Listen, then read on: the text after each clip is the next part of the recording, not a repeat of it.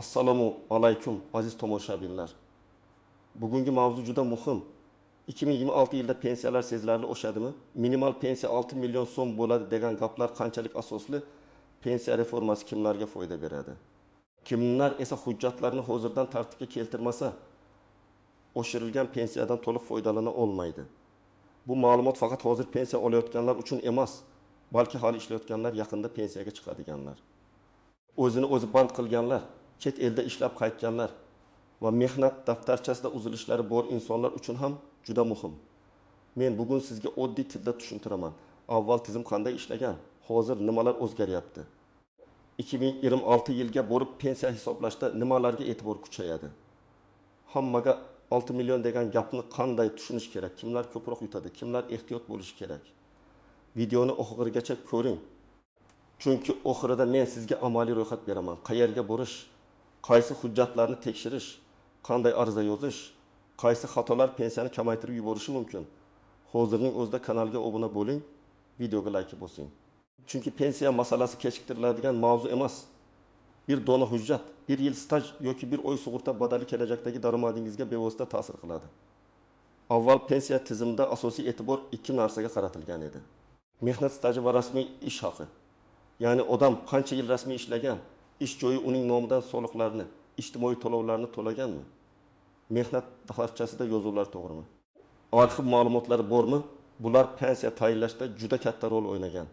Ko'pchilik men 3 yil ishlaganman dedi, lekin pensiya jamg'armasi oldida asosiy savol boshqacha bo'ladi.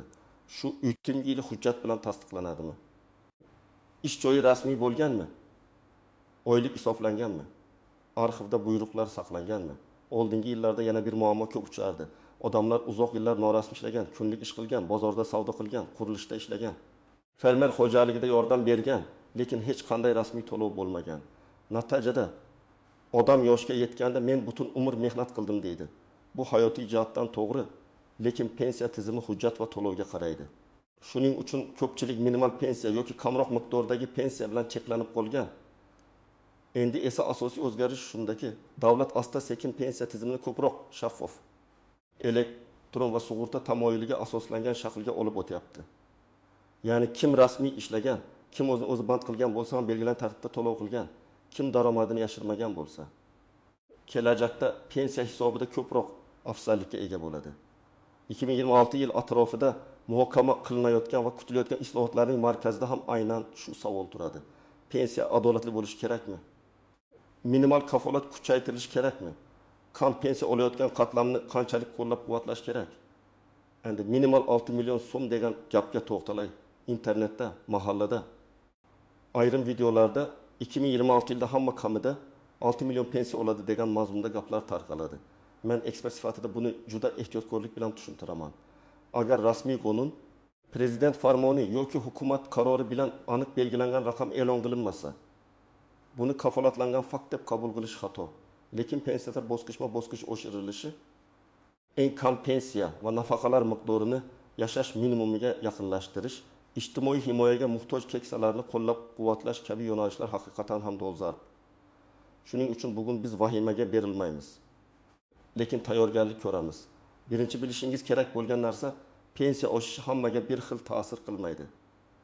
Masalan, hozir bir kishi 1 million 200 ming so'm pensiya olayotgan bo'lsa, ikkinchi kishi 3 million 800 ming so'm olayotgan bo'lsa, uchinchi kishi 6 millionga yaqin pensiya olayotgan bo'lsa, indeksatsiya yoki reforma ularning har biriga turlicha ta'sir qiladi. Eng kam pensiyani oshirish birinchi odamga kuchliroq ta'sir qilishi mumkin. Chunki uning pensiyasi minimal kafolat darajaga tortiladi. Lekin yuqori pensiya olayotgan odamda faqat umumiy indeksatsiya bo'lishi mumkin. Oddiy misol olaylik. Gulchehra opa 12 yoshda, 22 yil rasmiy staji bor, lekin oxirgi yillarda uyda bo'lgan, oylik ham uncha yuqori bo'lmagan. U hozir kam pensiya olyapti. Agar kelajakda minimal pensiya kafolati oshirilsa, Gulchehra opa kabi insonlar birinchi navbatda foyda ko'rishi mumkin. Chunki davlat past pensiya oluvchilarni kambag'allik chegarasidan chiqarishga harakat qiladi. Ammo bu avtomatik ravishda hamma bir xil 6 million oladi degani emas. Ikkinchi misol. Bahodir aka 35 yil zavodda rasmiy ishlagan, oyligi doim hujjatda ko'rsatilgan, soliq va ijtimoiy to'lovlar to'langan. U hozir nisbatan yaxshi pensiya olyapti. Agar reforma sug'urta badallari va rasmiy daromadga kuchliroq bog'lansa, Bahodir aka kabi insonlarning huquqi yaxshi himoyalanadi. Chunki u butun faoliyati davomida tizimga hissa qo'shgan. Bunday odamlar minimal oshdi. Demak, meniki ham shuncha bo'ladimi deb o'ylamasligi kerak. Ularning pensiyasi alohida formula asosida ish haqi, staj, koeffitsient va indeksatsiyaga qarab o'zgaradi. 3-misol. Rustam 25 yoshda ustachilik qiladi. Yaxshi pul topadi, lekin ko'p yillar rasmiy ishlamagan. U bugun oyiga 210 million topishi mumkin. Lekin agar o'zini o'zi band qilmagan, soliq va ijtimoiy to'lovlarni tartibga solmagan bo'lsa, 15-20 yildan keyin pensiya masalasida muammoga duch keladi. Chunki pensiya tizimi qancha topding degan savoldan oldin qancha rasmiylashtirding degan savolni beradi. Men bunday insonlarga doim aytaman, bugungi daromad yaxshi. Lekin keksalikdagi kafolat uchun rasmiy iz qoldirish kerak. 4-misol. Dilnoza Aqim yoshda bir necha yil Rossiyada ishlagan, keyin O'zbekistonga qaytgan. U chet elda ishlagan davrini pensiya stajiga qo'shtirishni xohlaydi. Bu yerda xalqaro shartnomalar, to'lovlar, ish beruvchi hujjatlari, migratsiya davridagi rasmiylik muhim bo'ladi. Agar chet eldagi ish norasmiy bo'lgan bo'lsa, uni staj sifatida tan oldirish qiyin. Shuning uchun chet elda ishlaganlar hozirdan mehnat shartnomasi, maosh to'lovlari, soliq to'langanini tasdiqlovchi hujjatlarni yig'ishi kerak. 5-misol. Sobir aka 6 yoshga yaqinlashyapti. Lekin mehnat daftarchasida 1994 yildan 1998-yilgacha bo'lgan davr yo'qolgan. U o'sha paytda kolxozda, keyin kichik korxonada ishlagan. Korxona yopilgan, rahbarlar topilmaydi. Bunday vaziyat juda ko'p uchraydi. Agar arxivdan buyruq, ishga qabul qilish va bo'shatish haqidagi ma'lumot, oylik hisoblangan vedomotslar topilsa, bu davr stajga qo'shilishi mumkin. Agar topilmasa, odam bir necha yil stajdan ayrilib qoladi. Bir necha yil staj esa pensiya miqdorida sezilarli farq qiladi. Kimlar xavotir olishi kerak? Birinchidan, norasmiy ishlayotganlar. Ikkinchidan, mehnat daftarchasi yo'qolgan yoki yozuvlari noto'g'ri bo'lganlar. Uchinchidan, ish joyi yopilib ketgan, arxiv hujjatlari qayerdaligini bilmaydiganlar. To'rtinchidan, o'zini o'zi band qilgan, lekin to'lovlarni vaqtida qilmaganlar. Beshinchidan, chet elda ishlagan, lekin hujjat saqlamaganlar. Oltinchidan, pensiya tayinlaganda eski ma'lumotlar noto'g'ri kiritilgan bo'lishi mumkin deb gumon qilayotgan pensionerlar. Kimlar biroz xotirjam bo'lishi mumkin. Rasmiy ishlayotgan, ish haqi bank orqali tushayotgan, soliq tizimida daromadi ko'rinayotgan, elektron mehnat daftarchasida ma'lumotlari to'liq bo'lgan insonlar. Lekin men xotirjam bo'ling deganda umuman tekshirmang demayman. Hamma o'z mehnat tarixini tekshirish kerak. Chunki ba'zan rasmiy ishlagan odamning ham ma'lumot tizimga noto'g'ri tushgan bo'ladi. Endi istisnolar, yashirin xavflar va ko'pchilik bilmaydigan nozik jihatlarga o'tamiz. Birinchi nozik jihat. Pensiya oshishi bilan real hayotdagi xarajatlar ham hisobga olinadi. Davlat pensiyalarni odatda inflyatsiya, byudjet imkoniyati, ish haqi o'sishi va ijtimoiy himoya siyosatiga qarab oshiradi. Agar narxlar ham oshsa, pensiya nominal ko'payadi, lekin odamning qo'lida qoladigan real imkoniyat kutilgandek bo'lmasligi mumkin. Shuning uchun faqat raqam oshadi degan xabarga emas, bu pulga nimalar olish mumkin bo'ladi degan savolga ham qarash kerak. Ikkinchi nozik jihat. Minimal pensiya, yoshga doir pensiya, nogironlik pensiyasi, bo'g'uvchisini yo'qotganlik pensiyasi va ijtimoiy nafaqa bir xil tushuncha emas. Ko'pchilik bularni aralashtirib yuboradi. Masalan, yoshga doir pensiya odatda staj va ish haqiga bog'liq. Ijtimoiy nafaqa esa yetarli staj bo'lmaganda yoki boshqa ijtimoiy holatlar bo'yicha tayinlanishi mumkin. Agar 2026 yilda minimal kafolatlar oshirilsa, bu har bir turdagi to'lovga bir xil qo'llanmasligi mumkin. Qaysi toifaga qaysi miqdor tegishli bo'lishi rasmiy qarorda alohida yoziladi. Uchinchi nozik jihat. Minimal 6 million degan ibora ayrim hollarda o'rtacha pensiya. Eng kam iste'mol xarajatlari, yashash minimumi yoki oilaviy daromad mezoni bilan aralashtirilgan bo'lishi mumkin. Masalan, kimdir kelajakda pensionerning minimal daromadi 6 million bo'lishi kerak degan taklifni eshitib, uni ertaga hamma 6 million oladi deb tarqatishi mumkin. Taklif boshqa, qabul qilingan qonun boshqa. Men har doim rasmiy manbani kutishni maslahat beraman. Pensiya jamg'armasi, Iqtisodiyot va Moliya vazirligi, prezident qarorlari, qonunchilik ma'lumotlari. 4-nozik jihat. Pensiyani qayta hisoblatish masalasi. Ba'zi pensionerlar oshish bo'lsa, menga avtomatik qo'shiladi deb o'ylaydi. Umumiy indeksatsiya bo'lsa, ko'pincha avtomatik qo'llanadi. Lekin sizda yangi hujjat topilsa, qo'shimcha staj tasdiqlansa, oldin hisobga olinmagan ish haqi ma'lumotlari aniqlansa, bu holda qayta hisoblash uchun ariza berish kerak bo'lishi mumkin. Pensiya jamg'armasi sizning uyingizga kelib, yo'qolgan arxiv hujjatingizni o'zi qidirib bermaydi. Siz tashabbus ko'rsatishingiz kerak. 5-nozik jihat.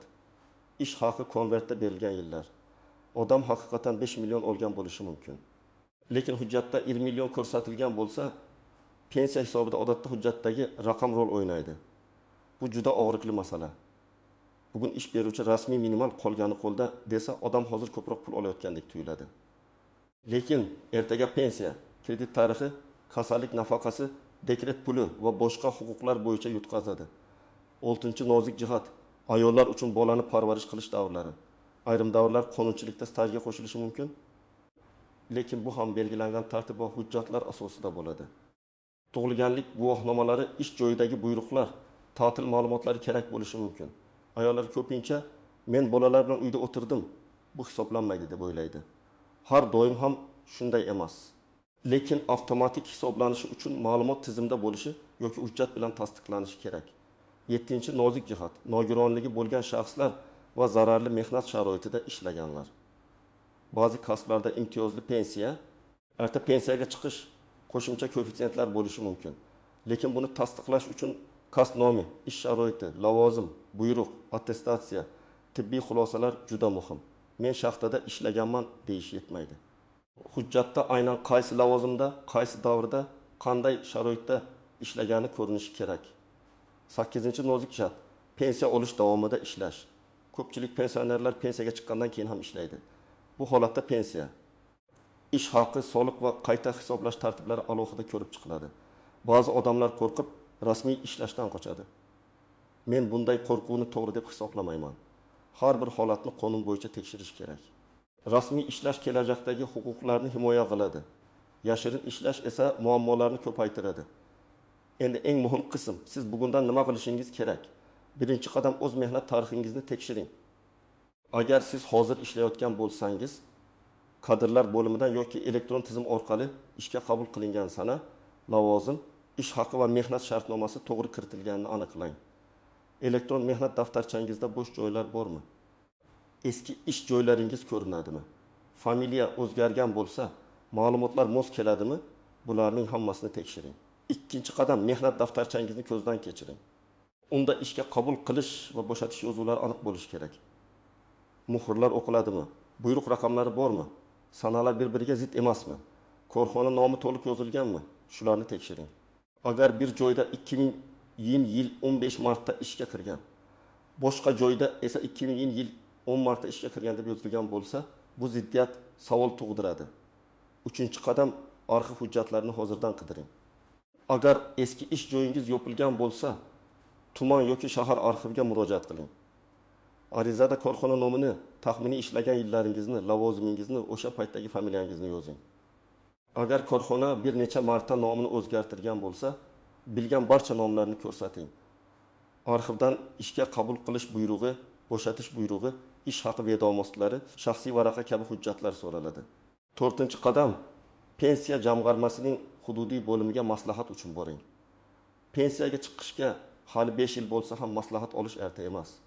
Men ayniqsa 70 yoshdan oshganlarga tavsiya qilaman. Hujjatlarni bir marta ko'rsatib, qaysi davrlar tasdiqlangan, qaysi davrlar bo'yicha qo'shimcha ma'lumot kerakligini bilib oling. Pensiya yoshiga 1 oy qolganda yugurishdan ko'ra 5 yil oldin tartibga solish ancha oson.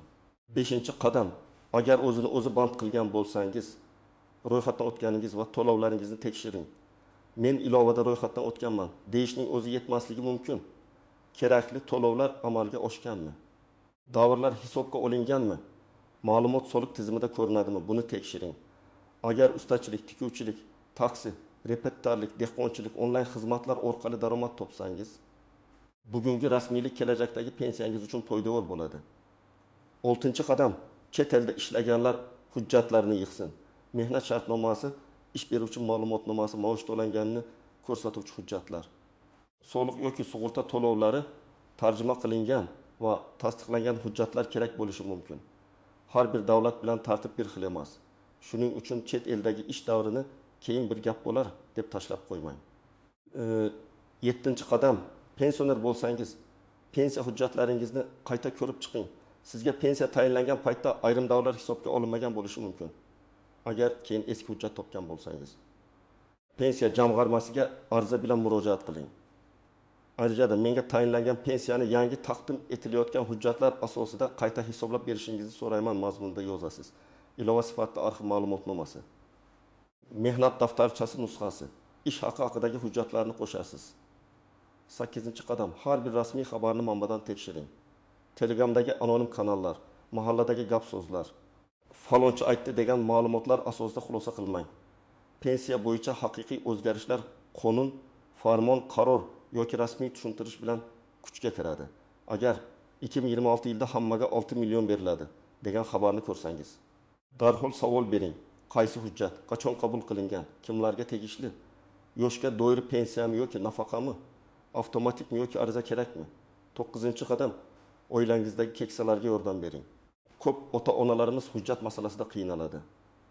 Ular arxivga borishni, elektron tizimdan foydalanishni, ariza yozishni bilmasligi mumkin. Farzandlar sifatida ularga yordam berishimiz kerak. Bir kun vaqt ajratib, ota-onangizning mehnat daftarchasini, pensiya guvohnomasini, pasport ma'lumotlarini, eski ish joylarini ro'yxat qilib chiqing. Bu yordam ularning pensiyasiga real ta'sir qilishi mumkin. 10-qadam, bugundan rasmiy ishlashga harakat qiling.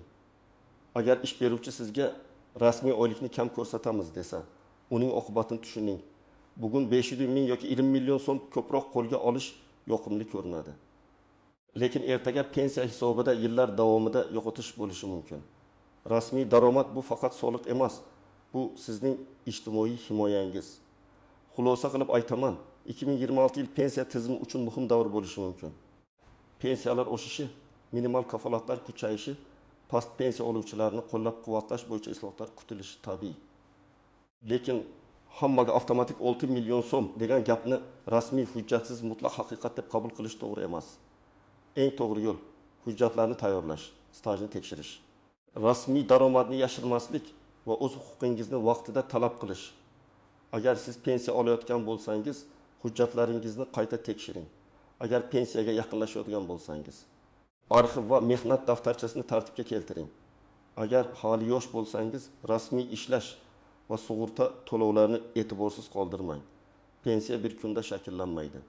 U butun mehnat hayotingiz davomida yig'iladi. 2026 yilda minimal pensiya qancha bo'lishi kerak? 6 million so'm real raqammi yoki bosqichma-bosqich oshirish to'g'riroqmi? Fikringizni izohlarda yozing. Video foydali bo'lgan bo'lsa like bosing.